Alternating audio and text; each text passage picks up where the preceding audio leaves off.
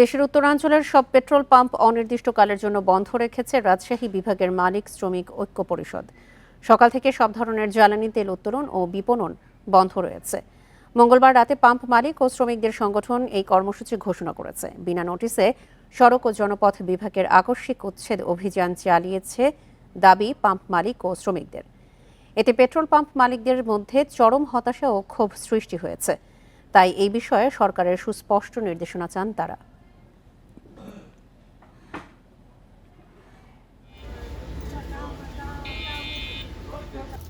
ভোগান্তি ছাড়া, চরম ভোগান্তি ছাড়া কিছু না। এই যে আমি আসলাম, আমি তো দেখিনি কিছুই।